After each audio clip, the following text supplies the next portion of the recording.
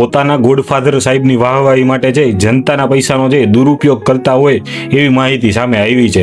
બનાવ કંઈક એવો બન્યો છે કે સુરત નગર પ્રાથમિક શિક્ષણ સમિતિ છે એમને જે નોટબુકો છાપી છે અને નોટબુકો ઉપર જે પ્રધાનમંત્રી નરેન્દ્ર મોદી, ભાજપના જે અધ્યક્ષ રહ્યા જેપી નડ્ડા, અત્યારે ગુજરાતના જે અધ્યક્ષ રહ્યા CR પાટીલ, આ બધા લોકોના જે ફોટા છે, ભૂપેન્દ્રભાઈ સહિતના નેતાઓના જે ફોટા છે એ રાખવામાં આવ્યા છે. આમાં છે જનતા તરફથી એટલો જ સવાલ કરવામાં આવ્યો હતો કે આ બધા નેતાઓ છે એનું છે શિક્ષણમાં યોગદાન શું હતું. આ મુદ્દે છે આ લોકો જવાબ આપી દે કે આ લોકોએ છે એવું તે શિક્ષણમાં કયું યોગદાન આપ્યું છે કે નોટબુકો ઉપર છે એમના ફોટા છે એ ચોંટાડવામાં આવ્યા છે. જ્યારે આપ નેતા રાકેશ હિરપરાએ એવું પૂછ્યું કે આ લોકોનું જે શિક્ષણમાં યોગદાન શું, આના ફોટા કેમ રાખવામાં આવ્યા, તો સત્તા પક્ષ તરફથી એવો જવાબ આવ્યો કે આ લોકો એમના પ્રેરણા સ્ત્રોત છે અને ભાજપ છે એ સત્તામાં છે એટલે ભાજપ કહેશે એના જ ફોટા લાગશે. આવો જવાબ છે એ આપવામાં આવ્યો. એટલે હકીકતમાં જે જનતાએ વિચારવાની જરૂર છે કે જ્યાં છે ગાંધીજી, સરદાર પટેલ, જવાહરલાલ નહેરુ, ડોક્ટર બાબા સાહેબ આંબેડકર અને આઝાદીના જે શહીદો રહ્યા ભગતસિંહ, રાજગુરુ, સુખદેવ, આ બધા લોકોના ફોટા છે એ જ્યાં નોટબુક ઉપર હોવા જોઈએ એની બદલે અત્યારના નેતાઓ કે જેના રાજમાં છે દેશમાં ભ્રષ્ટાચાર થઈ રહ્યો છે